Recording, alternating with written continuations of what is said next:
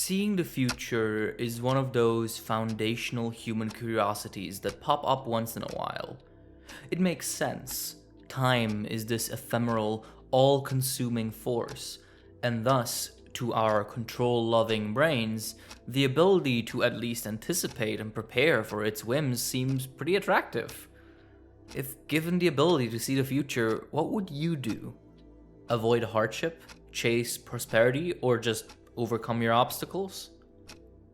However, similar to many grandiose fantasies of transcendence, such as time travel or immortality, so too has future sight been the subject of a counter-movement.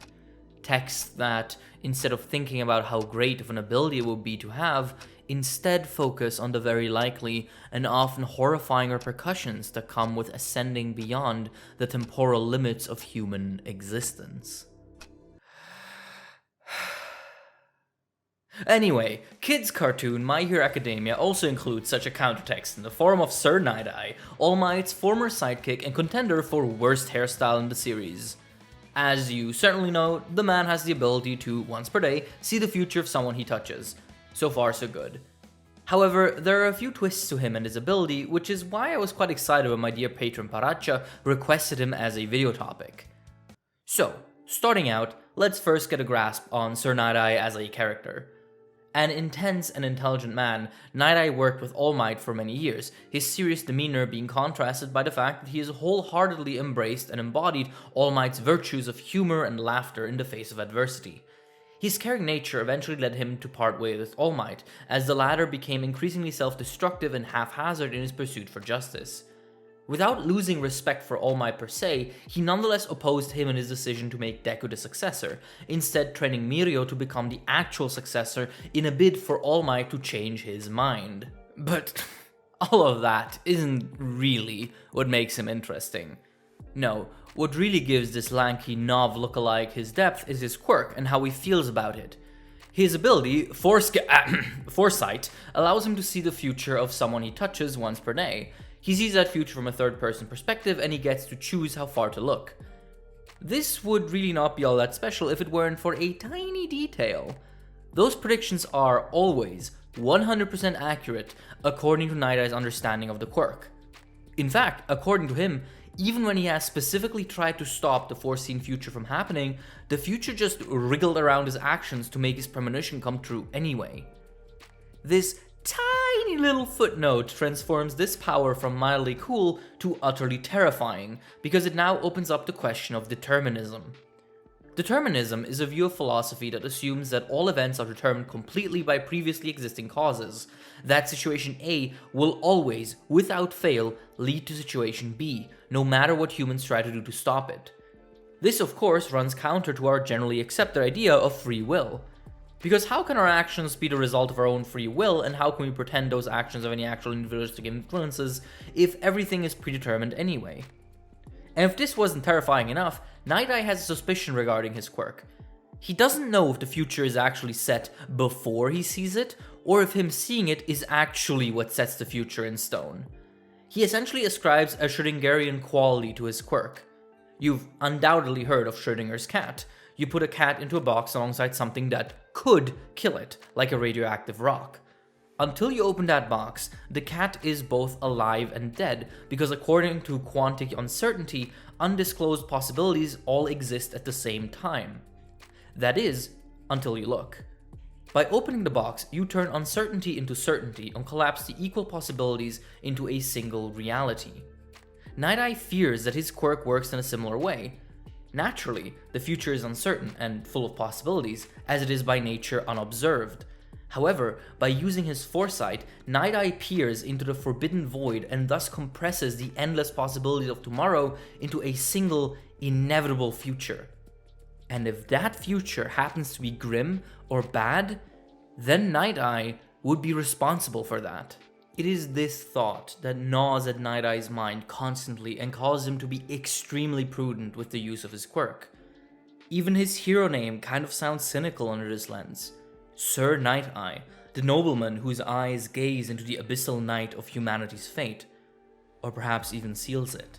This worry takes over his life completely, after he believes to have sealed All Might's gruesome death to come, after his caring and curious nature compels him to look into his future.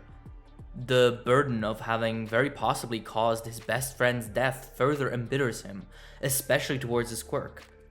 Moreover, he begins adopting a defeatist attitude towards it.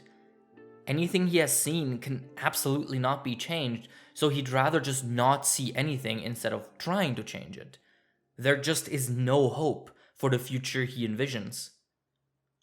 Or so he thought.